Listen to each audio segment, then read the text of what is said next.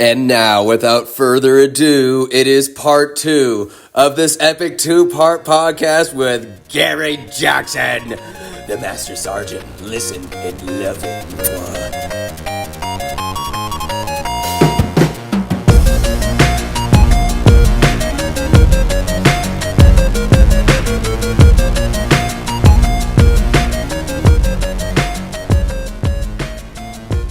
As far as maybe dress and appearance and some of the things that are okay, because we are bending and ebbing and flowing to what society outside of the military is doing. Right. Well, because these airmen grow up in a society that it looks this way. Well, that's great.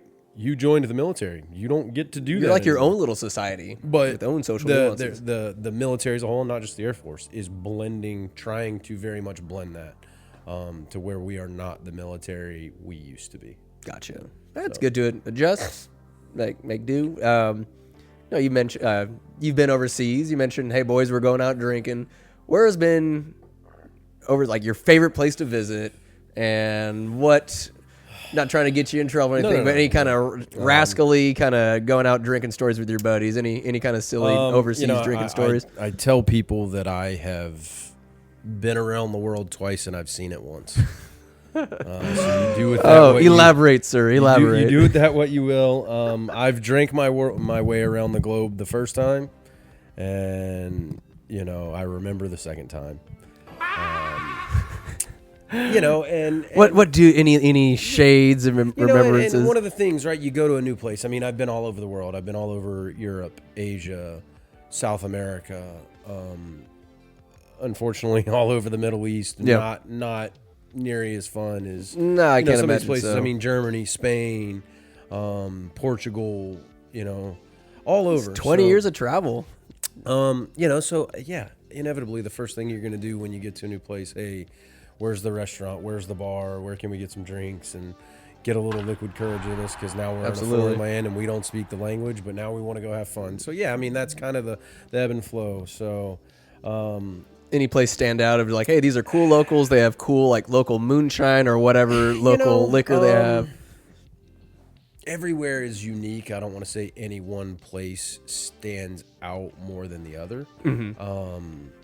Spain is awesome. I do love Spain. I've been through Spain quite a few times. Where were you stationed in Spain? I was not stationed there. It was just I've flown around the world and traveled working on aircraft for so long that I have been through what is Rota Naval Air Station in Rota, Spain, right outside of Cadiz, not too far from Portugal. Had some buddies that were stationed there, and you travel through and see them. And Germany, been to Germany, been all over England. Iceland was amazing. I spent 19 days in Iceland working on an airplane, changing an engine in not so great weather, but you ask for a drinking story and it's fun. Well, just say, like 20 years of memories. But that's but just one taller. very much stands out. Oh, Gary. As far as so I had this happened in Spain. We were on our way home from a 4-month deployment. We had been in the Middle East for 4 months. I was deployed, so we were on our way back to New Jersey from the Middle East, and we stopped in Spain, right? Because, yes, we can make the flight all the way, but it's easier to stop, land, stay overnight, do what we got to do to the airplane, and then make the trip home. So we get to Spain probably 8 or 9 in the morning. All right. And we get checked into our hotel off base because there was not enough availability on base. So we're staying at Hotel de la Frontera, and it's right on the beach. Sounds ooh. Right on the beach. Couple of senoritas out there. And we're like, oh, this is great. Yeah. And so me and my buddy Danny, we go straight to the NEX. Now, remind you, we haven't drank in 4 months. Nothing? Because when you're overseas in the Middle East, a lot of those countries are dry countries, no alcohol. Right. And then when you're over there, you are, Could you bring a bottle? Like No. These nothing like that. bases are dry because we are not there working every day. I mean, this is in the height of the aftermath of 9/11, the height of the Taliban. Like, we are there very much for a contingency reason, supporting a war effort in the Middle East. So we haven't drank. I've been drinking water, Gatorade, and apple juice for 4 months. That must have been really intense. Like in that time, the gravity of the situation. Yeah, I mean, we could have a whole conversation, and we can get into that, and I can share some of that too. But we're coming back. This won't be the last time you're on the podcast, by the way. No, that's we'll so. nice little trap Me and my buddy Danny, we go down and we get a 12-pack of Corona. What's that like? That first sip? Gary, it's pretty satisfying. Oh, so we're sitting there sipping on a few Coronas, and I knew, I was like, hey, let's just kind of roll her out. I think we had 2 or 3, went up, showered, relaxed for a little bit, came down, had 2 or 3 more, and then it's like, all right, we're going to go out for the night. Or we're going to go out for lunch. We hit the beach for a little bit. Let's go out for lunch. How long did you have to kill before you had to? So we got there at 8 o'clock that morning, and we weren't leaving until like 10 o'clock the next morning. So we had today. We had a little over 24 hours Yeah. to have some fun. So it's time to go out. And let your hair down a little bit. So we go get a bite to eat, and we work our way into downtown Rhoda. And there's everywhere in the world, doesn't matter where you go, there's an Irish pub. There is. And so they're colonized, haven't they? There's Irish pubs. There's Patty's Irish Pub. And I went to Patty's Irish Pub for the last time back in 2023 when I was also coming back from Saudi Arabia after 6 months. So it had become a frequent stop for me over the years. The same bar? Same bar, same location, right? So we go. And then some of the other guys that we've been deployed with for 4 months start coming out. And my buddy Chris comes up and he's like, Jackson. What's up, buddy? He's like, let's do some Irish car bombs. So I know that's a great idea. I know this is a terrible idea, but I'm on board. Was there food in your stomach at this point? I had some nibbles. A couple nibbles. Nibbles. So we had some tapas, right? Spain tapas, small bites, absolutely. right? Great, but everything was small. So I have a little bit of this, a little bit of this. So we'd eaten, but we didn't like sit down and eat a meal. Yeah. Or by our standards, a meal. So okay. Irish car bombs incoming. Here we come. Oh. Hit the first one. So now we're drinking, all right, beer. Oh, so that is an Irish car bomb that's... it's a pint of Guinness. A pint? A pint of Guinness with a shot of Jameson with a Bailey's floater on top. Oh, my and God. Boom, drop it in the glass, turn it up, chug it, right? And the key to them is you got to drink them fast because if you don't, the Bailey's and the Guinness curdle, and it will make you sick. I don't. Oh, so my. I love them. China. Yeah. But you got to be able to chug a beer fast. That's a dark, heavy. It's a heavy beer with whiskey and Bailey's, and they taste delicious. They're amazing. And so we proceed to do one. Cool, great. First one goes down great. Second one goes down great. Third, fourth, and fifth one go down great. What are the intervals between the car bombs? Maybe the first 2 were back to back, maybe a half hour, And so we're now the night's just kind of stretching on, and we're partying. Are the clothes still on at this point? Yeah. Pants Clothes are on your still head? on. That's good. And there's guys that some are lightweights, some of us are handling a little bit better. After 4 months of No drying drinking. out. So, but at this point you're full of piss and vinegar, and you've been working out, and you're in great shape. You can take on the world. You don't care. You're how old at this point? Mid-20s? Man, this had to have been maybe 23, 24 years old. A lot of lead left in your pencil. Maybe 23, 24 years old. All so right. night carries on, and next thing I know, we're standing at this bar in Spain, and we meet this random guy named Rudy. Rudy is an Army veteran, and he has one leg. And he goes on to tell us this great story about getting his leg blown off. So now Rudy has become our best friend. Rudy's that guy. Rudy's the dude. Yeah. Hey, Rudy, what are you drinking? Well, I'm drinking gin and tonic. Well, I've never had gin and tonic. But if Rudy, my guy Rudy is doing it, well, then I'm doing You it. can't let him go it alone. Give me a gin and tonic. Come on now. So I start drinking gin and tonics with Rudy. And then I go back to beer. And then maybe another car bomb. So finally. And in Spain, they stay open late. So it's probably 2 o'clock in the morning. Yeah. And the bar is finally, but there's still people. But finally it's like, all right, we got to How are you still standing at this point? Who knows? Sheer determination. Yeah. Failure was not an option. No, it's not. Oh, See what I've done there? Yes, you did. So finally, one of our supervisors, he's like, "Hey guys, we got to go.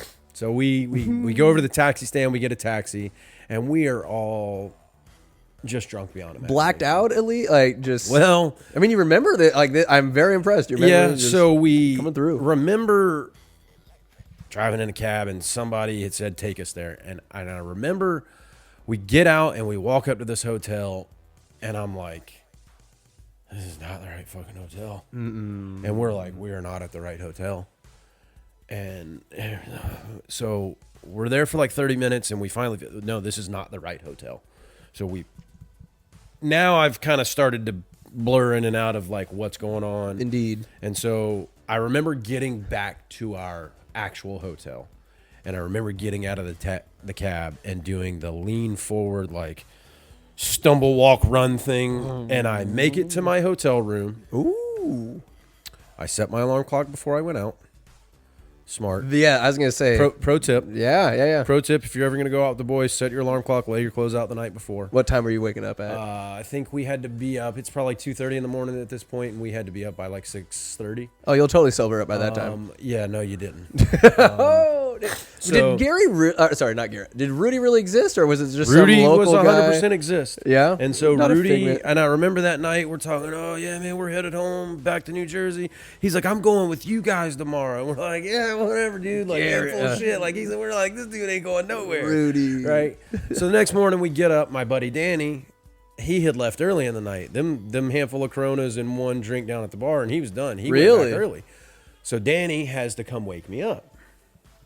I get my uniform on, stagger down, and we're all drunk. I mean, we're all still drunk at this point. just saluting halfway. So we're get downstairs, and we're like, all right, we're going to go to the little gas station on base and get some food or, beef jerky or whatever. For Something the to flight soak this shit up. And so I go over, and I'm like, I need fluids.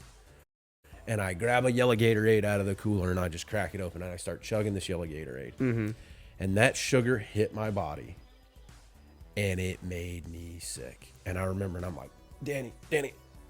And I remember just like blowing the back door to the gas station open and like running out on the loading dock and puking off the loading dock. Just puking up yellow Gatorade. Was that the first time you puked all night? Like you held it all in. That was it. So it's all coming back out. You erupted. So And the car bombs, the I gin and tonics, am just projectile. not feeling well. We get to the airplane, and I get up, and I get in my seat, and I just like... You fell asleep. And I pass out. And my buddy Danny, like, to this day, tells me a story. He's like, dude, he's like, at one point, like, we woke you up, and people are, like, walking by, like, I'm not sitting next to that dude, right? Okay. And I'm kind of... You're, like, angry sleeping? I'm just, like... drunk. I probably smell like a brewery. I'm snoring to high heavens. And next thing I know, I look up, and here comes Rudy. Rudy's there. Rudy's on the airplane. He wasn't lying. So Rudy was flying as a space available passenger from Spain back to the United States. Yeah. And so Rudy's now with his family, who was not with him when he was out drinking. And we're like, Rudy, my guy. And he's like looking at us. Yes. Guys, very much like, on. I don't know you guys. I've never met you before in my And then life. I proceed to pass out, and I don't wake up until we land back at home in New Jersey. That's a nice, easy flight, though. Yeah. What was the hangover like? Did you have a hangover? No, or it was excruciating. as miserable as one would we landed in New Jersey. It's January, and I remember stepping off the airplane, very much hungover. I take about 5 to 10 steps, and I bust my ass on a patch of ice. Oh. And I remember laying there with an excruciating hangover. The guys that I work with at Home Station are now just laughing at me. Yeah. And they could just see that I'm just in pain. I'm just like, just leave me here for a minute. Just let me die. But, yeah. So to say that that's I've partied. I've done my fair share. You've had your drinks. I've had a few drinks. These aren't bad, like little non-alcoholic little they're not something. bad. You said you're drying out before the retirement there. Yep. Helped me lose a few lbs. You're looking good though, big dog. Thank you. You're still running. Get some little cardio in there. Before we get to the thank you for that story, by the way. Yeah. Very good. Before we get to like nice little more. You want another one?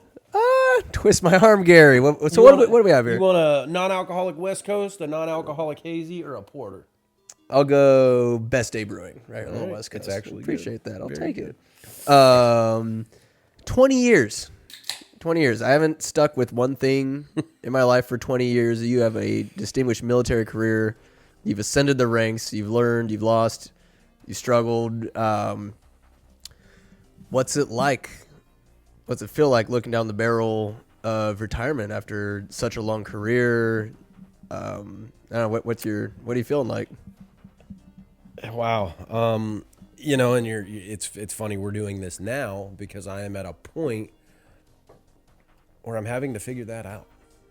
A little numb at this point, or just not really sure? No, how you just it is all very surreal, right? You do this for so long, and you see friends and coworkers and bosses and supervisors and colleagues. You see them retire. feel? Yeah.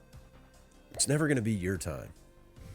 And then you wake It's up. not for me. And then you wake up and it's your time. And it's trying to figure out how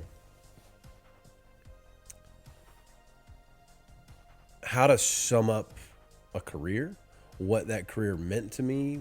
So I don't have to, but I've got a retirement ceremony coming up, and part of that retirement ceremony is going to be the glitz and the glamour and, the I love me's that and that's very much not who I am. I was gonna say it's gonna be a little painful having to deal with that because you're not an I guy by any stretch of the imagination. No, and so I talked to my dad the other day, and he's like, "Well, I'm gonna tell you right now, you better figure it the fuck out." He's like, "Because this is your day." He's like, "You better." I was like, "Dad, I don't like it." I was like, no. He's like, "It doesn't matter. You're gonna figure it out because for once, this is about you and you alone." And I'm not about that. But there's a part in every retirement ceremony when you get through all the formalities, and it's, hey, that individual, we're pronouncing them as retired, and they get to take the floor and tell their story. And you got to give a speech. you don't have to. I mean, I've seen guys say, "Hey, thanks for coming, guys. Hey, appreciate it." And, I'm out of here. That, hey, thank you. It's been great. Thanks for everything. Great work with all you guys. Have a good day. And I've seen guys who have gone on and told their story. And I don't know what that is going to be. And I'm trying to figure out. So for me to answer that question for you honestly right now, I can't do it. Because I don't know what it is. I don't know how I feel. I know that I'm excited, but I'm scared shitless. Not the anxiety that you had first getting into recruit training. This is a different. little more fear. This is again the same thing but different. Now I'm 39 years old. I've got a house. I've got a mortgage. I've got bills. I've got a life. I've got wiener dogs. I got wiener dogs. Hey. I've got a standing that I have worked to enjoy, and I say status, not like, oh, look at me, status, but like a standard of living that I've set for myself that I enjoy, that has been afforded by being in the military. Well, that comfort blanket, that's coming off, and by choice now, I could keep doing this. I could stay in the military longer, but guess what? Eventually, they're gonna say you gotta go. So I'm choosing to do it now because it's the right time for me. Yeah. Now.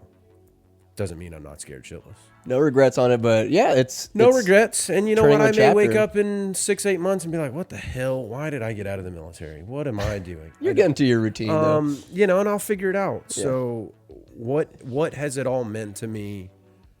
I can't answer that right now.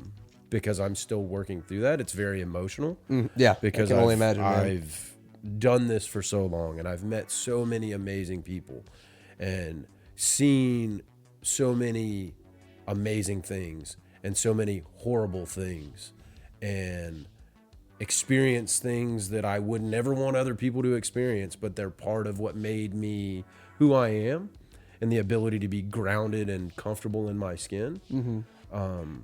So I'm trying to figure out what all that looks like right now and how I feel, because Sergeant Jackson goes away in 6 weeks, 5 weeks. I was gonna ask you about that guy. Are you gonna shake hands and salute him and say goodbye, or is he always gonna be a part of you and how you interact? I mean, that story that is, I will forever be, and this is something that I am proud of.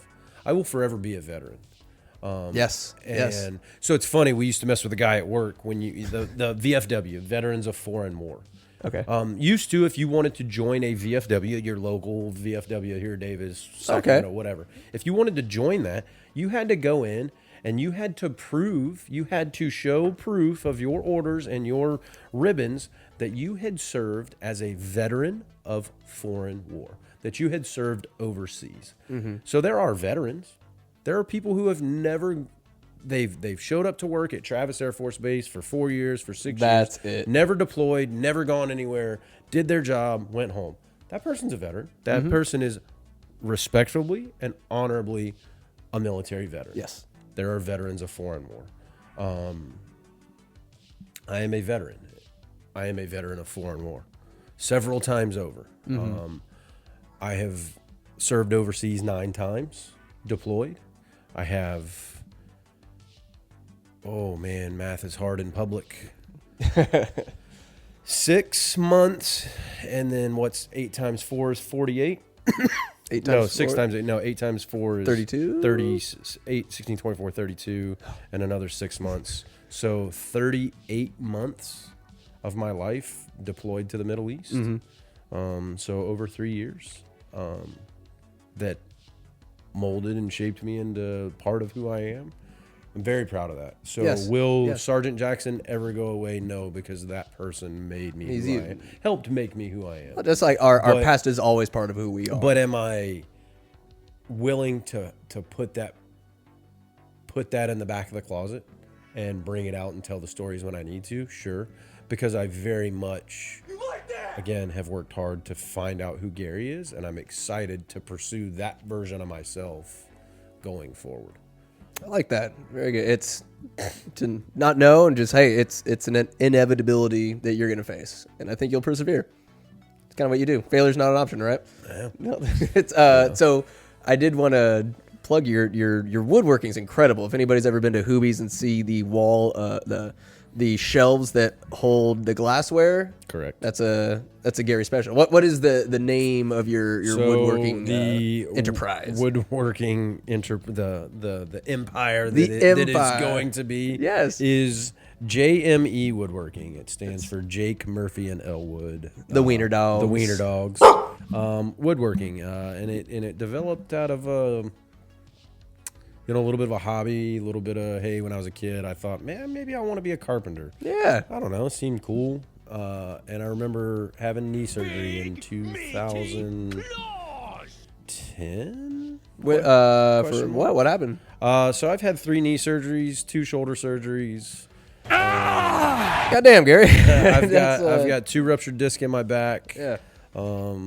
So I think that surgery at that time was for a torn meniscus, probably from the occupation. Just wear and tear. So I had knee surgery, and I'm sitting at work, and I can't really go out and do much mechanic wise because my knee is still recovering. I don't have much range of motion. And I remember looking at my buddy that I worked with, who happened to be my next door neighbor, and I was like, I think I'm gonna build a bed. Like a bed frame? Yeah, just a whole bed. I had a spare bedroom in my house that literally had a cheap Walmart like corner desk in it and nothing else. And I was like, I kind of need a bed if family comes to visit. I was like, I'm gonna build a bed. And he looked at me. He's like, wow. Do you have any fucking clue how to build a bed? I was like, no. I was like, but I'll figure it out. Yeah. And how'd it turn out? I did a little bit of, this was like early-ish YouTube. A little bit of, I was like, well, I know what a bed looks like. I can read a tape measure. So I go to Home Depot and I buy a $99 miter saw and a router. And did you, like, no cuts or any lost fingers? No, not at that point. I have tried to take my fingers off twice since. Yeah. But I had no idea about lumber, about wood selection, wood species, nothing. Species? Species, an oak, a walnut. Because you have a lot of dark wood. I love your cutting boards that have that metal wire. A lot of those are made out of walnut. Walnut is very, very popular here in California. But so when I go to build this bed, hey, the only wood that I've ever known was what we called Southern Yellow Pine. It was very popular all over the South. So the Home Depot in New Jersey had pressure treated southern yellow pine. Pressure treated lumber is meant for outdoor construction. For decks, for stuff that is going to be outside in the elements on the ground. Indeed. I don't know that. I know nothing about woodworking at this point. So I go buy some 4x4s and all pressure treated. All pressure treated lumber has no business whatsoever being inside of a home. And I construct this bed that was very tried to be beach inspired. Had lattice work for the head and footboard and frame and twin bed or full queen size bed. Ooh, whoa! You went big. You went big. Queen size bed that could have withstood a hurricane. It's sturdy. It weighed.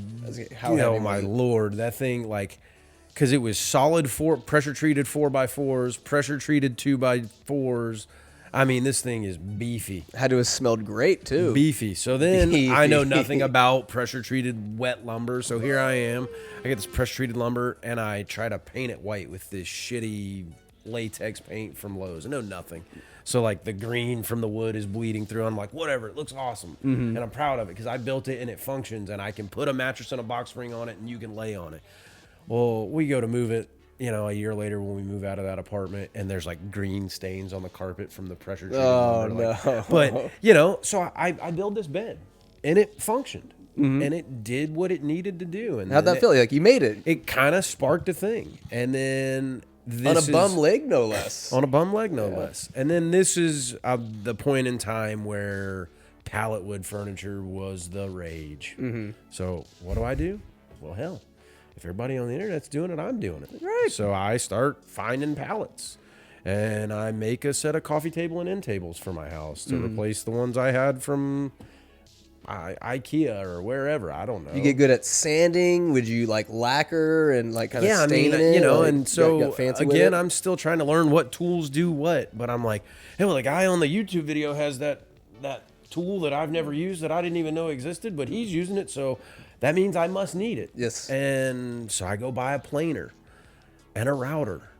And I don't really have any idea how to use these things, but I know that the schmuck on the internet knows how to do it, and I can watch enough of them, so I learned how to do it. And it just slowly evolved into a thing. And then I'm learning, still learning, knock on wood, to design and come up with my own ideas. And some of the furniture that I now have in my house are my designs. Are you going to go more furniture stuff? Because you have great cutting boards. What is in your arsenal of So creations? furniture is what I love. Yeah. I love to build furniture.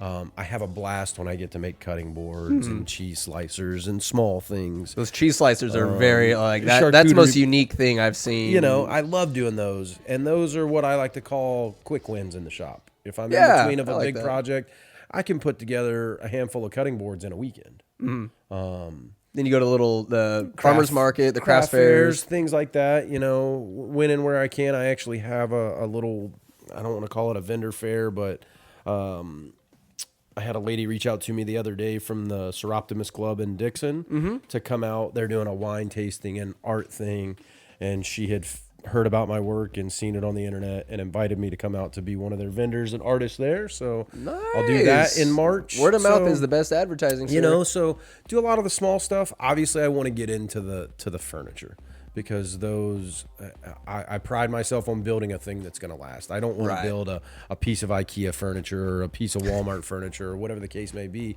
This thing that I'm going to build it ain't coming apart. And it's going to be... You're going to give this to your kids. It's an heirloom piece of furniture is what I'm trying to go for. But I'll also go where the art takes me. And, hey, if it comes to where building cutting boards is the thing that's going to keep food on the table, then that's what I'm going to do. Why not? It's there's those that the skill to create furniture seems so much more. But I loved at the crafts...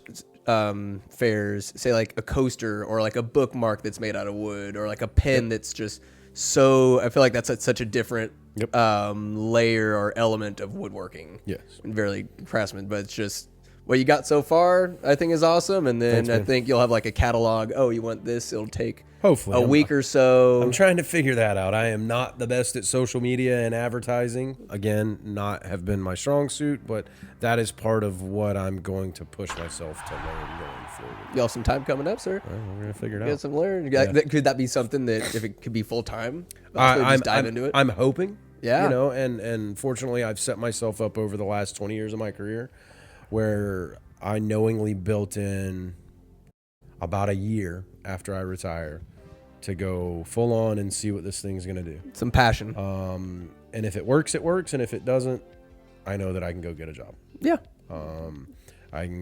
I can take my experience in leadership and managerial skills and go find work. I can only imagine the connections that you've made over 20 years in the military. Yeah, but it's a skill set, right? And some of it'll translate. And there's a lot of people that out there that just look and they're like, man, that guy did a thing for 20 years. There's got to be something worth. Yeah, come on, we'll try the thing. Mm-hmm. So I'm gonna give the woodworking thing a go. Try and figure out how to market myself and what that looks like, and Just do it! see if we can't make the shoe fit. Oh, yeah. The shoe's going to fit because I think what people react to is vain and superficial as society is, and social media certainly. There is a yearning for authenticity, and you embody that full well. Like, you could be like silly with your videos. Hey, here it is. And just, I love like the smell of it. I could just see you having fun. The wiener dogs running around, sawdust, and just having fun with it and like being authentic. That's trying to figure out what that looks like. Yeah. We have reached a point in the podcast, sir. It's called Off the Cuff, and it's just 10 questions to wrap this bad boy up. They could be random, maybe related to what we're talking to, maybe completely out there. Fire away. Here we go. Off the cuff. So these first couple questions were inspired by one of the last podcasts I did with my running group, the Pain Cave, we call it. Okay. And we got to indoctrinate you in there. It's my friend Cap and Danielle, and then Austin. Yep. Running around town anyways. Austin had a great question. He's like, I've been wanting to ask you guys this for a while. How do you dry yourself off after the shower? And I was like, I've never really thought about that, but I definitely have my technique, because I'll go like legs and then arms.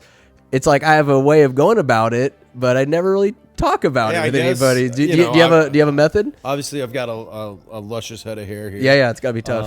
So stand-up shower, so I always drape my towel over the shower.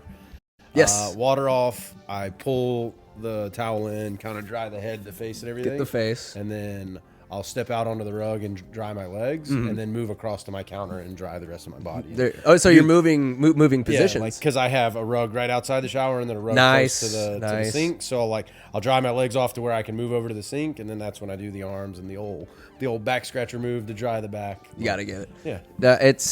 I try to stay inside. Now in the wintertime, I'll pull it off. I'll stay inside the shower. It's a little more warm. But then as soon as I step out, I'm like, all right, we're cold here. We're in this. I didn't used to. An ex got me into to scrub the booty. You got to get in there. You got the nooks and crannies. It is what it is. And it gets sudsy. So like my friends are making fun of me. I don't know if they understood what I was saying. I'll get out, and I know that the hand is rather tainted. So I'll go and like wash my hand, put a little soap, wash the hand, one final scrub, and then I can like touch my face. Because if I get the nooks and crannies, I'm like, that's why I dry my face and my head first. Yeah, there you go. The booty's one of the last things to get dry. Yeah, you got to scrub the booty. Yeah. But no, legs, but I don't have a rug right out of there. It's just a little cold towel. Oddly enough, 2 of the 3 wiener dogs will run in the shower and lick my feet and my legs. They'll get in there with you. No, well, into the bathroom, like as I'm drying off, and they'll come and like try to lick my feet. Is this demanded? You say you get over no, here. It's You just lick something daddy's feet. It's something that Jake has done since he was a puppy. It's a good And dude. it just kind of, you know what? Some people are like, you already let your dog lick your feet. I was like, he's done it since he was a puppy. I don't care. Whatever. It's hard to have a good roommate these days. And if someone's gonna lick your feet, I mean, he's that guy. He's a weird dude, that Jake. Yeah. A secondary question from like based off that same podcast. When it comes to wiping, I have always wadded the toilet paper, but my friends are like, no, I fold it. You get more surface area. Fold. I feel like a complete psychopath because I call it the Italian. I wad it. I mean, I'm able to get the job done, but I feel then finish with wet wipe. Wet wipe. Yeah. Oh, or I've never a gone that dude far. wipe or a flushable wipe. That's just you feel like you're being extra cautious, You know? in a good way. Have you ever To explored? say that I've shit in some austere situations around Yes. the world, Yes. not cool, man. Dude wipe it. Oh, where there's nothing. Yeah, I mean, Sand? So in Saudi Arabia, they don't have plumbing like we do in the States, or they do, but not functioning good plumbing. Right. So when you wipe, there's trash cans in every stall, and you wipe and then throw it in a trash can. Okay. So It's a little. not just a hand of sand. I mean, that's No. got to be a culture shock. We take it for granted. Oh, So plumbing. it is very much in Middle Eastern countries. I want to say it's. You don't shake with the right hand. You shake with the left hand. because Really? There you go. left hand. What's that like? A left-handed it's weird. handshake. You just kinda try just to- knowing that right hand has Yeah, been like some you- places, sir. You've been knuckle deep in a dark place. Oh my god! I just do you think they'd lighten up if they had good old-fashioned American plumbing and toilet paper? You know, it's weird though because That's the norm, though, isn't it? they don't know how to use it. I mean, they know how to use it, but it's not their norm. No, just like this, it's just so when you really think about it, the difference in cultures and how we interact, like in the bathroom, like this is our thing. Yep. You go elsewhere, we're like, oh, you have to squat or maybe just bidets. Like, are you a bidet guy at all? So yes, I've used them around the world. And COVID 2020, I was living in Hawaii, and boy, everybody was buying Costco toilet paper like it was going out of style, and you couldn't find toilet paper on that island. Use banana leaves. So couldn't find toilet paper, but Costco had plenty of fucking bidets. Bidets the way. And You an advocate or? yeah. I mean, I guess I might have had the first one I tried on like full blast because it Yeah, went man. up and it came out my nose and I was sore. and if you don't know to like set the right water temperature and you give a whole squirt of ice cold water, no good. It'll throw you off. But It did. I like I said, tough. used one out of necessity during COVID. I hooked one up at the house to have because it was cheaper than trying to hunt down toilet paper. Mm-hmm. Don't have one here at the house, but if I'm in a place that has one, why not? you don't fear it. No. There's some good one like France or Spain or the best bidets. A bidet's a bidet. I need one with like maybe. I'm sure a little there's thicker. yes, there are very fancy ones, but I need the fanciest because I've had it was just like a super soaker just blasting the booty. I'm like, this is. I don't know. Didn't live up to the hype. Skylar swears by it. Not a bidet guy, unfortunately. hey, it happens. I guess I'll stick to my wadding. Ranch or blue cheese, sir? Neither. Neither. I'm lactose intolerant. Oh dear. Maybe you should just tolerate it. No, Just tolerate the ranch. Neither. Just eat your wings straight up. Straight delicious buffalo in all their glory. Are you a buffalo guy? Like out of all the wings? Oh, I mean, I love buffalo wings, but I'll eat barbecue wings. I'll eat dry rub. I'm a connoisseur of chicken wings. Dry rub's not bad. It's a different way. Kind of like ribs. Dry One rub's of the a different. best chicken wings I've ever had in my life. Not necessarily quality of chicken as far as meaty chicken wing, but flavored chicken wing. Came from a Foodland grocery store in Hawaii, and once I found them, I couldn't get enough. They were made there, or you yeah, store they bought had kind them? of like very much like Like a deli or something. like a there? Whole Foods, how they'll have like the little Yeah. little cafeteria or like so the Foodland had that. I cannot imagine they were cheap though. It wasn't really that bad. I mean, but you could go to this. They had like the fried chicken and stuff, and you could get a 1 pound bag of salt and vinegar chicken wings. Ooh, it wouldn't be my go-to, but if it tickles your fancy. I like a good salt and vinegar chip, and I would always. So this Foodland had a bar in it. It's a grocery store with a bar. I like that. It's called the Pauhana Bar, like a legit full service bar in the grocery store. It was like half a mile from my neighborhood. So I became a frequent to the bar at the Foodland, and the guy Dan that worked there made an absolutely amazing old fashioned. So Love the cherry. I'd the cherry on it. I'd be sitting at the Pauhana Bar at the Foodland grocery store. Everybody's grocery shopping, and here we are drinking, and they had a full menu, like a restaurant menu with a restaurant kitchen. But you'd look over, and I would always see these people carrying bags of chicken wings. Are these bags of chicken? I was like, what the hell are all these people getting? And I go over and I said, what?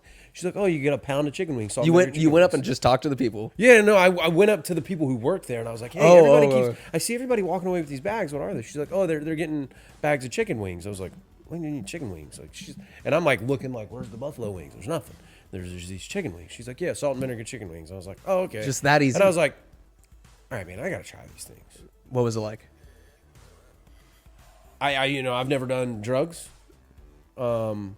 But I can imagine it was like your first experience on good cocaine. Little crackers. Yeah, like I mean, You like that? I You're remember like getting them, and I went back every day for 5 straight days. I and got cannot- a that pound of chicken good. wings. They were that good. Like And no ranch, no no dipping. ranch, like, no nothing. Just gotta let the wing speak for itself. You put all that ranch and blue That's- cheese on it, it hides the flavor. Oh, I If you understand, Like people who man. are ranch and blue cheese, like let me daub this in here. Then why just get a plain wing and put ranch and blue cheese on it? You're covering the flavor up. I'm guilty of it. I'm guilty. kinda I will cop to it. But Courtney's the worst. oh, how did she Ran- just drown it? She just loves ranch, and I'm like, Man, no, it's this is so terrible. good. It is like rather like. I'm not going to say it's not culinary blasphemy. It's supposed to be an addition, not drowning it. But Yeah, you don't I've want gone a buffalo so wing far. that you then lather in blue cheese, but obviously that's your forte. I am a snob when it comes to like ranch versus blue cheese. Just shoving ranch down your throat. Big barbecue sauce fan with my French fries. With French fries, you Yeah, say? because I don't like ketchup. Not that just ketchup's too, which is weird because barbecue sugary. sauce is mostly tomato based. Yeah. but ketchup is very sugary, very sweet. But I like a good, like hearty barbecue sauce Mm-hmm. and some onion rings or French fries. Do you prefer dry rub ribs or something slathered in some nice So local I will sauce? when I make my ribs. I love smoking meat. Yeah. I will dry rub them, smoke them. Traeger? Traeger, Traeger man. Dry rub them, smoke them, do the whole thing, aluminum foil, and then at the end when I do the final step, I'll baste them in like a barbecue sauce. So not like they haven't been marinated or cooked in the barbecue sauce, but they have that coating. Oh, delicious, I'd say. Like it's like a wing by itself should be enjoyed. I'm like a whore for the garlic parmesan at Hoobie's. My God. But I'll dip it a little bit in ranch. Even my pizza. It's very difficult to have pizza. I can have pizza raw. How can you have? It's so I weird to know. me. Again, lactose intolerant. I do love pizza though. I will make the sacrifice for pizza. Look, with ranch or the cheese? with the cheese with the Yeah. the lactose. If I get... it is a I could feel my stomach like tumbling. But I'm like, you know what? I know I'm gonna spend some time on the toilet, but hey, I'll play on my phone. then you can practice your wad. Absolutely practice the wad. Just make sure. God. Well, I didn't know. Yeah, ranch or blue cheese, neither. Fair answer. Very good. Your favorite food at Hoobie's? What a plug we got here. Yeah, so it is. I love the chicken wings. They're thick. Those are hefty. They're phenomenal chickens. chicken wings, but I've always loved their Caesar salad. Really? Yeah. I don't know if I maybe had like a bite or two. I was a huge fan of the original before the kitchen upgrade, before the kitchen remodel. The food is like getting insane reviews. Like I'm it's staring at amazing. it. I'm staring at it every Sunday. People getting fries. Chef Troy's done an amazing job, but you got to remember that all started with Courtney and the rest of the family in a very small kitchen. Oh my God! Their original barbecue sandwich on the torpedo roll was one of my favorites. I loved it. Yeah. I was so sad when she got rid of it and they kind of evolved the menu away. Bring from it back. It hurt me a little bit, but then she brought in chicken wings, so I was okay with it. It was the best they could do given not like the circumstances and what the kitchen was at Super that time. tiny kitchen. I mean, a lot of the torpedoes, the barbecue, that all came out of a toaster oven. Yeah. I mean, and Their nachos have always been like bang for your buck. yeah, you would never know it. I insane. mean, they have done such an amazing job there. Yeah. And again, they've done so well at evolving. And again, Chef is. The tots are insane. The tots are crispy, delightful. I'm an onion ring man. I was gonna say between the war of tots, fries, onion rings, They all have their place. Yes. I am a buffalo chicken wing and onion ring man. That is my preferred combination with a cold beer. barbecue sauce on the wings. You say? No, on the onion rings. I'll get. Sorry, barbecue sauce onion rings, yeah. To dip. Or if I can get a good like sloppy slathering of buffalo sauce, I'll sop up the buffalo sauce with my onion ring. It's a little tangy. If it's made right, I can handle it. But fries and tots, I mean, you can't go wrong with a good tot. You really can't. The fries are good there. The fries are great. Garlic fry guy? Garlic. I love garlic. I don't get them so much there, but I do love good garlic fry, good garlic mashed potato. Oh my! You're saying all the right things, Gary. You know? All the right things. Nice mix it. Like I love mashed potatoes when a little bit of barbecue sauce kind of seeps in from whatever you're eating. I like Maybe a little tomato from your meatloaf. It's like, oh no, the meatloaf and mashed potatoes. Now I got to eat it all, baby. Gotta do what you gotta do. Let's see. Your favorite wrestler growing up. You talked a little Diamond Dallas Page. So Diamond Dallas Page, that was older, but the Ultimate Warrior, hands down, bar none. How much coke do you think he sniffed? He did all of the cocaine. There's no coke left over. He did it all. That is like, and I loved breathing. the Ultimate Warrior as a kid, and I think it was a combination of the Ultimate Warrior and Sting, and I think it was the really cool, bright face paint that I loved. Sting's face paint was probably the best. Sting, they had it awesome. Ultimate Warrior, he was just that crazy. Were you a Hulk Hogan fan at all? Of course, every kid liked Hulk Hogan. Hulkamaniac. I will tell you that as I've gotten older, and one of my favorite things to do when I just need a good break from reality is I will sit down at YouTube and I will pull up just 80s wrestling promos with Randy Savage and Hulk Ric Flair. Oh my. Ricky Steamboat, like these guys. And the sweating profusely and growling. The amount of drugs that were in those guys' systems and their ability to entertain. Great. Different time. Loved watching the Ultimate Warrior. Loved watching Sting. Randy Savage is one of my Macho Man. Randy Savage is one of my favorite guys. Iconic to watch redo promos. It's amazing. And then obviously got a little bit older, and then you had The Rock and Stone Cold. Attitude Era was and they were great. The Attitude Era was great, and it's funny. My nanny, my dad's mom, the sweetest lady that ever lived, never said a cuss word in her life. Went to church twice on Sunday and every Wednesday. But oddly enough, loved wrestling. Liked Stone Cold. No, okay. She was living vicariously through him. Maybe he was like a Southern guy. But he was. That's. I think you make it. Man, we could have a whole nother podcast just talking wrestling. Yeah, were you big into it? Like, were you? I was huge into it as a kid. Kind of drifted away. Yeah. But as an adult, at 39 years old, I pay $9.99 a month for Peacock TV because they bought out the WWE network, and I get every pay-per-view through Peacock TV. Really? So I get to watch WrestleMania. I was wondering where it went. So it's on Peacock. We can do WrestleMania this year or what? I absolutely am. It's like a 2-day event now. It's a 2-day event. So they went to a 2-day event in 2020. WWE was one of the only sports that kept going strong during COVID, and they built what they called the Thunderdome, and it was an indoor arena. Right. It was built on WWE's property, and they did a great job. It was weird. Even the wrestlers were like, hey, we're not performing in front of a crowd. It's bizarre. But we're still trying to do the thing. And then they retrofitted it where they had this whole arena of screens. Yeah. And fans could pay to log in, and their face was on one of the screens in the crowd, and it was great. So during 2020, during COVID, Vince McMahon was like, well, shit, we don't have fans. We can't do that. He's like, let's go to more of like a theatric play on it. Yeah. And they did a 2-day event, and it was awesome. For WrestleMania. I remember my ex-wife and I was like, I'm going to buy WrestleMania. And she's like, what? I was like, there's nothing else. Like, you're going to get a quality. Some UFCs, they're done within a second. Yeah. Wrestling, you're getting a show. You're getting, and now it's 2 days of great, fun entertainment. Yeah. So I still watch it. Even last year, night 2, we watched the Hoobies. And I asked Courtney, I was like, hey, can I put it on in the middle room? She's like, sure. I was like, I'm telling you, watch. People are gonna like dabble into the middle room and see what's going on. What's going on? And by the end of the night, it was The Rock had made his comeback, and he was against Cena. No, he was fighting. He was with Roman Reigns in the Bloodline, and I cannot remember who they were fighting. Big trashy story. It's a male soap opera. Yes, of course. I got to re-tap in about a month or two before WrestleMania to get caught back up. Yeah, absolutely. But so I'm super excited. The Rock's gonna to wrestle, and he did a great job. He's older. He's pushing 50, but did an amazing job.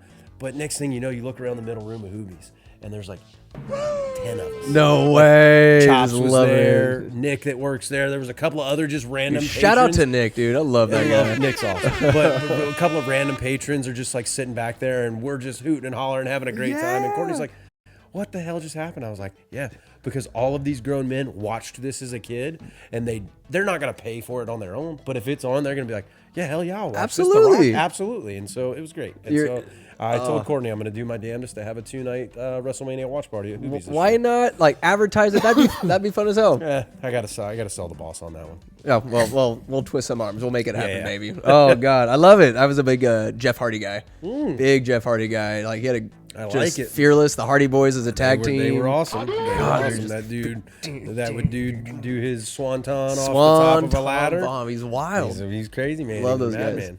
Oh, I love it. We could absolutely have another podcast completely on wrestling. I could go down that rabbit hole. The first WrestleMania I really specifically remember seeing with Tall Zach and his dad Ross, rest in peace. WrestleMania 23. First, saw got the Money in the Bank ladder match, and then Hornswoggle came out from under the ring. Yep. Those Finley's little his dwarf. It was just so. It's just fun, and don't think too much into it. What they say, suspend your disbelief. Just enjoy it. Enjoy the ride. it for the terrible, trashy, fake, real entertainment. Absolutely. We all know wrestling is fake. Those guys are incredible athletes. They are, and that's absolutely true. The boo-boos are real. The athleticism is absolutely real. But the outcome is outcome. predetermined. Everybody knows and that. that's unfortunately, my good sir. I know I'm completely deviating. That's how I view the NFL these days now. After seeing the refs make the Super Bowl again, but I will spare you my rant because I'll just start crying as I do. Your favorite pro athlete growing up? Favorite professional athlete growing up. Was never a big pro sports guy, and I'm sure you'll Maybe college athlete. Diehard college football play or Georgia Bulldog college football. So I would say the first real Georgia player I was like, man, that guy, right? Obviously, there's the legend of Herschel Walker. That was my dad's era, right? Herschel Walker's a Georgia Bulldog. He's a Bulldog? Georgia Bull. He right. was a All-American Heisman Trophy winner for the University of Georgia. My favorite, probably Georgia football player growing up early, would have been Champ Bailey. Champ Bailey. I remember the name. Ended up going on to play Broncos. He played for Denver. Yeah. Kind of moved around the NFL, but the majority of his career with Defensive Denver. guy? Defense. Yeah. He played actually a little bit of both, but he ended up being in the NFL known to be a defensive back, but he played a little bit of wide receiver at the University of Georgia as well. That's awesome. And even played a little bit of quarterback for us.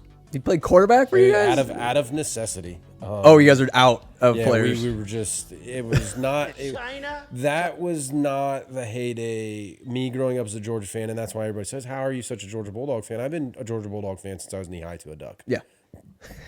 And boy, it wasn't always good. Everybody looks now and they're like, oh yeah, you're a Georgia fan. You guys are the top of the mountain, the big boys, national champion. No. You earned your keep. We were not always that good. Would you say they were the dog days of Georgia? I see what you did there. Hey. So yeah, I mean, early on, the 80s, Georgia was the premier. I mean, we won a national championship in the 1980. Herschel Walker was a freshman. Had a great run in the early 80s, and then we kind of were mired in mediocrity for really the 90s and into the early 2000s, and then Mark Richt came along, and Georgia was a contender, but was never going to get over. Was it because the other, the Alabamas and the Auburns or the Floridas, the Hurricane, but surrounding at that schools point, more prestigious? You had Nebraska was on top of the game. Texas was doing great things. USC was doing great things. Alabama was on the up and up. And, once Nick Saban had come over, Miami had their time in there, right? These teams, but Georgia was going to win 9-10 games a year. Mark Richt was going to take us to an honest bowl game.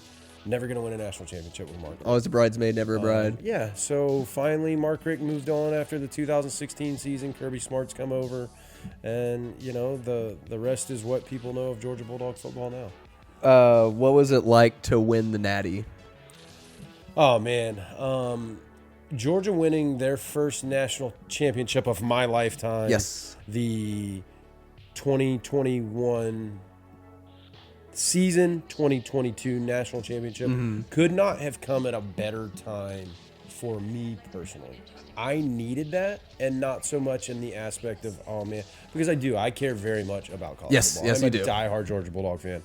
But Georgia won that national championship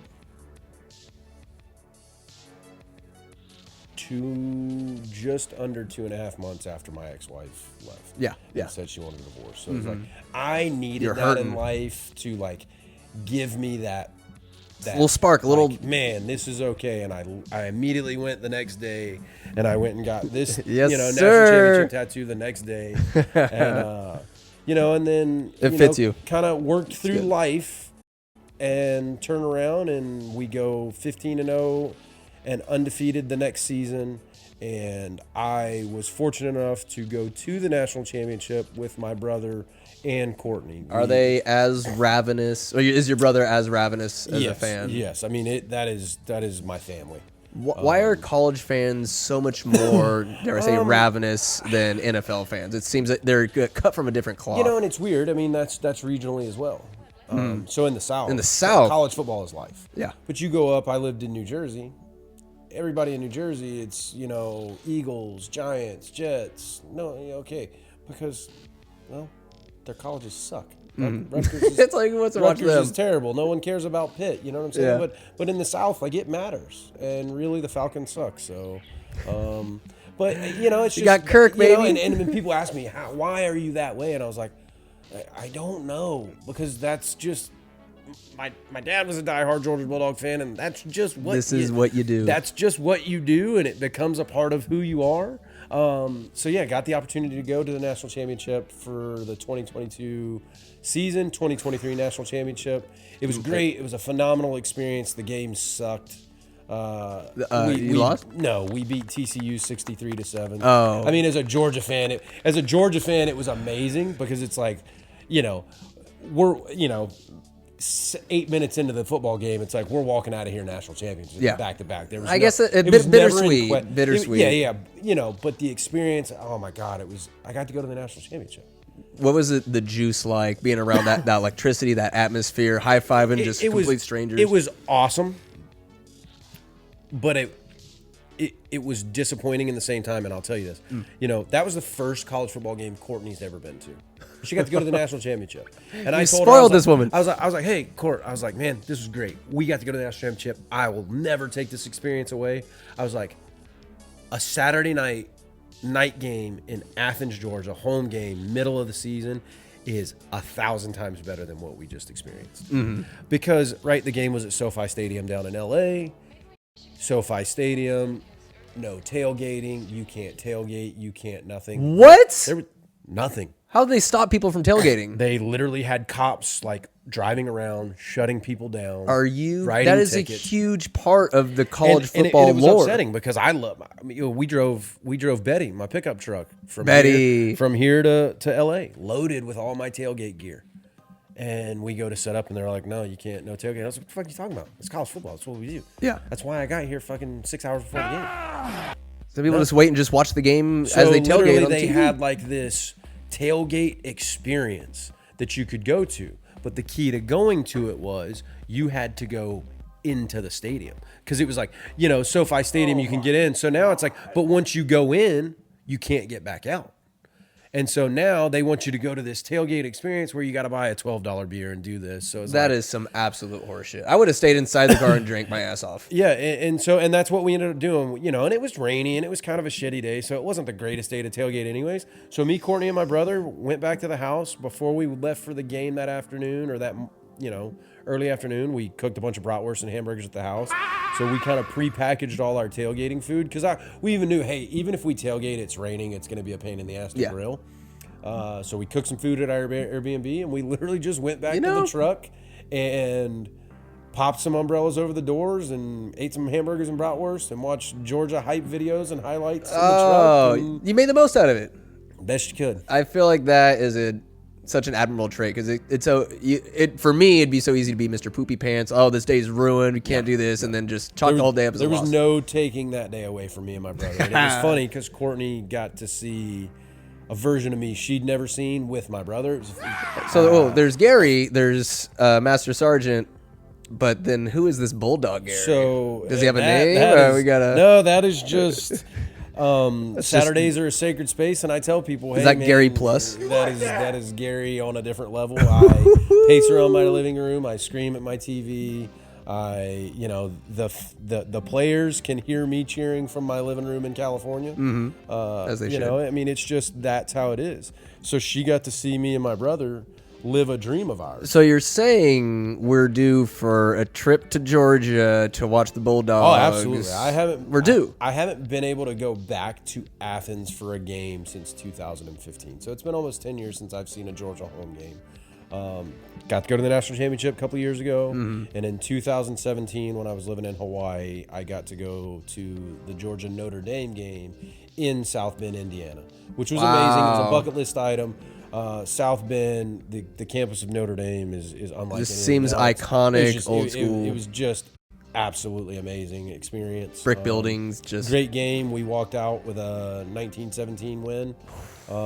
Phenomenal game, but yeah, so, love it. I am due to make it back to Athens for a football game. It's been far too long.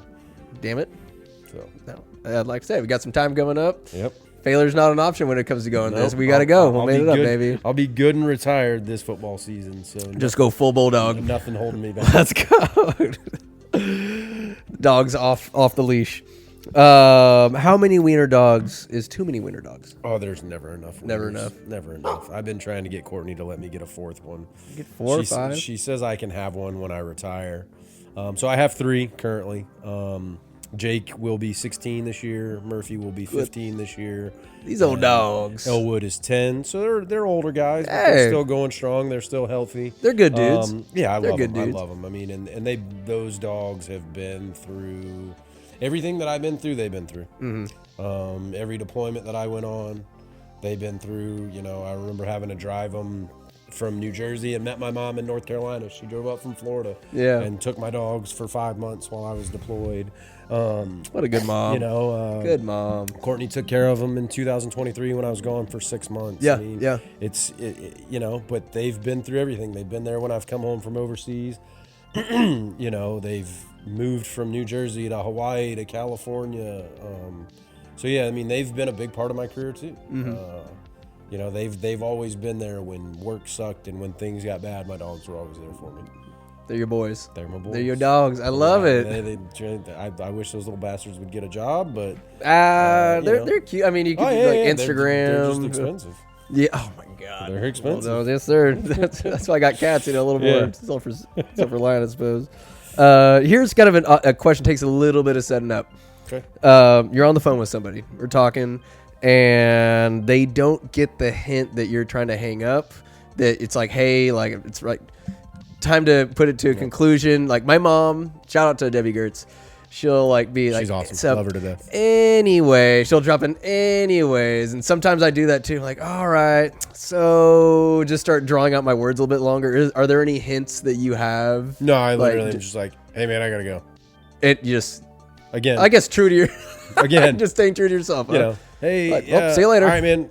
You know, or I'll give you one. I'll be like, all right, man, I'll talk to you later if they keep going on. Okay. No, man, I gotta go. I'll talk to you later. I like it when because a lot of times I'd call Skylar when I'm driving back from, so I got time to kill. Yeah. And then say if somebody's like, they're done talking, we're like, wait.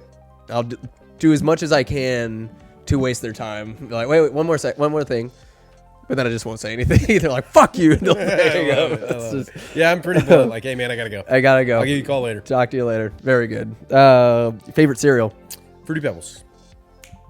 Very good. Gotta eat them quick. Fruity Pebbles. No, you They're gotta. so good. You let them. You can't let them get full soggy, but you can't eat them when they're. You gotta let them get enough to where when you scoop it up, you get like a little sticky mound. Yeah. It's like fresh. I remember having like get the spoon. I do the dabble. Get the little milk on them. You gotta get everything wet. Milk to cereal ratio is crucial. Yep. I'd say 1 part cereal to 2 parts milk. Or do you go? Take. So usually when I pour my Fruity Pebbles, I'll pour the milk in just till I start to see the milk. Mm-hmm. Like, you know, so if I get a good bowl of Fruity Pebbles, pour it in, and then when I start to see the milk come up, then I know. Bowl size is crucial for sure. Yeah. And then a close second, Cinnamon Toast Crunch. Not bad. It wouldn't be like a go-to my mom would get, but I have respect for the game. It'd always be there when I spent the night at my friend's house. Yeah. They would just pull out that or some wild-ass Cookie Crisp or just some nonsense. Honeycomb was always up there. Were you a fan of Cocoa Pebbles? Which is weird. Me and Courtney literally just had this talk 2-3 days ago. I do not like chocolate cereal. And she's like, "What's the matter with you? It's the best." I was like, "No, I don't like Cocoa Pebbles, Cocoa Puffs. You know, even like Cookie Crisp. Like, no, like chocolates. No." I can respect the game, but it's not for me. I'd be in a weird mood if there's nothing else. I mean, My preference Fruity Pebbles for sure. Fruity Pebbles I love. The two. I love a good, tear the roof of your mouth off peanut butter Captain Crunch. Oh man, I'm sick of that roof. But I don't want the roof anymore, so I'm gonna eat a bowl of peanut butter Captain Crunch. How many bowls of Fruity Pebbles could you put down? If I'm hungry, if I could just pour milk in the bag and eat it, then I would. But I'm usually good for. But Fruity Pebbles are weird too. I can't eat Fruity Pebbles and then pour Fruity Pebbles back into the remaining milk and add milk. It's got to be fresh milk. Yeah, absolutely. So finish the milk in the bowl. And then go pour it. And I'm usually good for 2 bowls. 2 bowls. You got to save yourself from yourself. Yeah, because that bag's going down. I will eat the whole bag. So when I was deployed in 2023, that was the one thing. Courtney would send me care packages. Because the food out there was terrible. Yeah. So she would send me, a box of cereal. So I kept my Fruity Pebbles and my Cinnamon Toast Crunch at work in my locker. And then when we get to work, we'd go to the chow hall. And instead of going to get the bullshit food that was disgusting. Was it that bad? It was. It wasn't those chicken wings. No, it was bad. Not even close. Bad. Wow. So I would grab my box of Fruity Pebbles and carry it with me to the chow hall and get my milk. And everybody's like, man, let me get some. I was like, touch my Fruity Pebbles or you're going to die. Like, these are mine. These are sacred. Like, I ain't sharing these. No. I'll share my Cinnamon Toast Crunch. I'll share. You ain't touch my Fruity Don't touch the Fruity Pebbles. Leave my Fruity Pebbles. So I had a box of Fruity Pebbles at home because just as much as cereal is a breakfast food, cereal is very much a dessert. It has that sweet satisfaction. Yeah. I've never dabbled it. Say when I'm just stony baloney and need something sweet, cereal's for sure a viable option. But there's times where I've eaten. I haven't had it straight after. A couple hours. Not like straight after dinner, but like maybe an hour or so later. I'm like, I'm gonna go eat a bowl of cereal. A little something. So I had a box of Fruity Pebbles at work, and I had a box of Fruity Pebbles in my tent. You got love for the off-brand Fruity Pebbles? Sometimes I say Target brand. So funny story. Not bad. Courtney thought she was gonna pull a fast one on me, and this was probably about a year or so ago. And she went grocery shopping and she bought Winco brand Fruity Pebbles. I respect the Winco. So here's the thing. She did it and she's like, well, I want to see if he notices. I noticed on looks alone as soon as I pulled because I keep mine in a container. Yeah. So as soon as I pulled the container down, I knew immediately it wasn't Fruity Pebbles. Bigger or just because weird? like the off-brand ones are a little more puffy, little more bigger, fluffier pieces. Fruity Pebbles are very much a flat, So I already knew right off the bat. But I was like, but what she had done is there's a little bit of Fruity Pebbles left, so she mixed them. So I was like, well, maybe it's just a fucked up bag. Pour them. First bite. How do they taste? I was like, what the fuck is this? And I got you mad. Have words. So here's the thing. I got mad. And I look at her and I was like, what the fuck did you buy? And she's like, what? I didn't think you'd notice. I was like, no. But so here's the thing. They were good. Okay. But when I was expecting Fruity Pebbles and I got Winco Dino whatever, I was disappointed. Now I told her, I was like, if you were to say, hey, I'm going to get some of the Winco Fruity Pebbles, and I know that that's what's coming when I put it in the bowl, right? I can get my head around it. You have to get emotionally prepared for the difference. I can be on board for that. Yeah. You try to hit me with that shit out of left field like you're going to trick me? Not today. Not cool, man. Not cool. You got to have words at that point. We had to have a discussion. That's a tough conversation to have. I had to lay a line. Did you pour it out right in front of her? You can get store brand everything else. Look, this is sacred. I'm a snob when it comes to my Fruity Pebbles. Mm-hmm. Don't cheat me. I'm a grown man. I make my own money. Absolutely. I'm getting my store brand. I don't care if it costs a couple bucks extra. You said I've done drugs. Edibles. People home make them. Yep. I've had edibles that are in Rice Krispie treat form. But a girl, I covered a shift for her at the rec center at Sonoma State. And then she made it up to me. She made me an edible, but it was Fruity Pebbles, but it was like a Rice Krispie treat. So there's like much. I've never had it before. I was like, this is delicious. And it was not too strong, not too weak. It was just right where the entire day I'm just like, I like it. Like motoring. Like my buddies, like frat boys, we played century pong, beer pong, about 100 cups on either side. Because what better time? Why would I spend my time, also one of the studying? Most disgusting games in the world. Absolutely. And we're ping all pong like, ball on the ground. Everybody in COVID's freaking out and breathing masks, and I'm like, we all lived through an era where that ping pong ball rolled all over a basement and this nasty ass room, and we dunked it in a fucking 4-hour-old cup of water. And That's called sanitation, yeah, sir. yeah. Like, Don't get me wrong, it. I've played my fair share. Yeah. You get some motor oil because you're playing in a garage and why not? hit Why not? the rainbow coloring. Yeah. Very good. Well, I'm glad that I didn't know how passionate you were about Fruity Pebbles. I'm glad we learned these things. Very good. It's a serious thing. All right, the last question. All right. Very bizarre, but I figured we're weird guys. Why not? You're rescuing a hostage, right? Okay. Hostage has duct tape over their mouth. Okay. Are you a slow peeler or are you ripping it off? I'll just rip it off. Rip it off quick. Yeah. Do you prepare them or just like, all right, on 3? I mean, obviously they're gonna know when I go to grab for it, like it's coming off. You might as well just rip it off. It's like a Band-Aid, right? I'm not don't have super hairy arms or legs, but I'm not gonna sit there and slow peel a Band-Aid off. It would suck. It Yeah, so you just rip hurts. it off. I've gone time like, I don't know why. Maybe like do it a little bit and then halfway through, No, once I'm just ready just for grab it. it and just yank them off. Just be a man. Yeah, why not? Oh, Gary, baby, it has been. I'm gonna check. How long do you think this podcast has been? We're pushing 2 hours. I think so. We're pushing 2 hours. see here. Guaranteed. 219, sir. Jesus Christ. Well, Gary, once again, what is the woodworking? How can people get a hold of you? Where can they find JME you? Woodworking. I am on Facebook and Instagram under JME Woodworking. JME, the Jake Murphy Elwood. Elwood. Emphasis on the wood. On the wood. Hey. So look me up if you're interested. Take a look. No cutting boards with pressure treated wood No, to eat. We steer away from the chemical laced lumber these Very days. good. So, Awesome. no, man, thanks for having me. Absolutely. Well, we'll get you on far from the last because more on deployments, more on wrestling, and hell, we can even have like a serial.